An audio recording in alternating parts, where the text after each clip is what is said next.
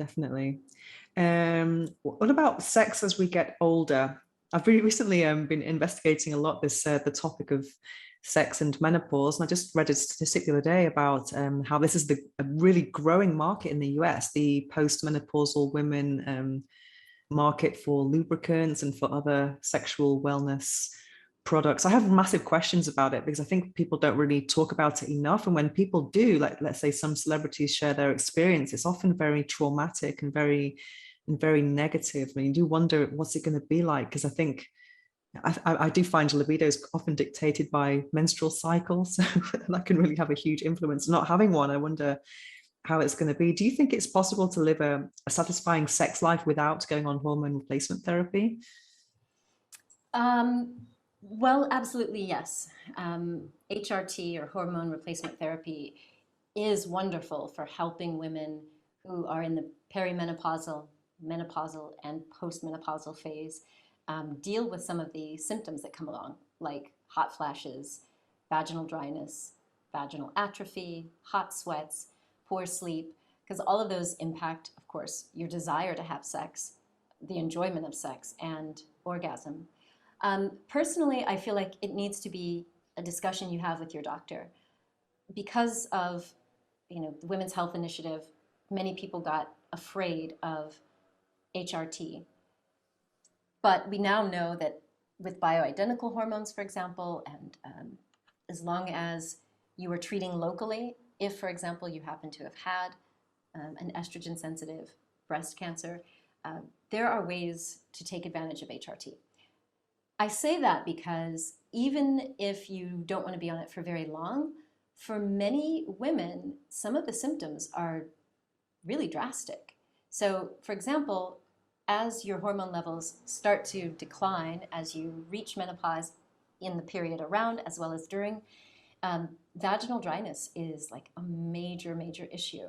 And when that tissue is dry, then everything is going to be painful. And so, of course, lube is helpful, and that can absolutely be used even if you don't, especially if you don't want to be on HRT. But the most important thing is to communicate. And as you said, a lot of people don't like to talk about it. For many of us women, we feel like, wait, am I less of a woman now? And especially if I have to rely on, creams or gels or, other things. But the more that you communicate with your partner, it doesn't have to be the end of the world. And for many women, it just means that foreplay needs to happen earlier and last longer so that you continue to have that sort of receptivity.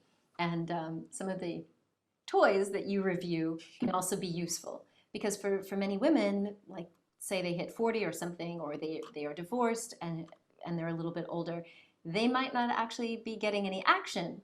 And the vagina is one of those organs that it's like either use it or lose it. So we lose some of the contractile tissue and all of that. And so so for people who really are in the severe case, you might actually use dilators, which are not the same as dildos and vibrators. But all I'm trying to say is you can do some vaginal re-education if you are someone who is in menopause and maybe now you have a new partner and you want to get things warmed back up. Fantastic, because I live quite a natural life. I'm like whole foods, plant-based, organic, and all of that. And I was reading this book, Sex for One by Betty Dodson, which I absolutely love that book. And she said that she was quite natural as well. And then she describes menopause. And then she said I think it was a few years after having menopause, then she went on HRT and she became juicy again. And I thought, oh, the way she described it was kind of like, well, I'm going to do that.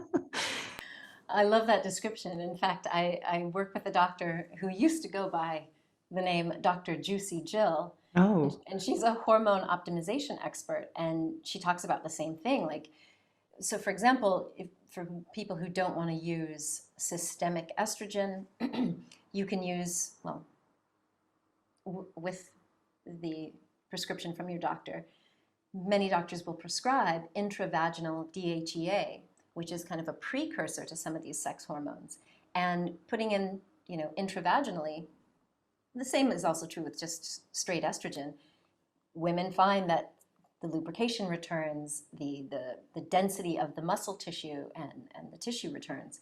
So you absolutely can become more juicy. But it's not just the physical phenomenon, it's this overall sense of vitality that we feel. When we feel like we are juicy, meaning we're juiced up, we have this sort of zest for life, you can absolutely have that in perimenopause, menopause, and beyond. And why not? Why shouldn't we? I mean, we are living longer now. We are living into our 8th, ninth, and 10th decade.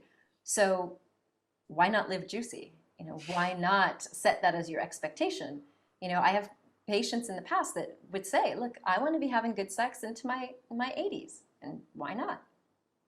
Definitely. Just today, actually, I researched HRT on the NHS from UK website, and I saw there's all these different things. It's not just one method. There are so many different methods now. So it's a pity we don't know about this. There's no kind of education or about it. I think you have to find out on your own. And then also, I think there's a lot of like female ego. We don't really share this with friends or people of the same age who might be going through it as well. Yeah, I don't know how, I didn't realize that it's not well talked about in the UK. I think there's certainly a lot more Americans who are on TV and writing books about it. I'm happy that I'm actually interviewing Dr. Stalker about this exact topic. How do we reclaim our juiciness? You know, she teaches that.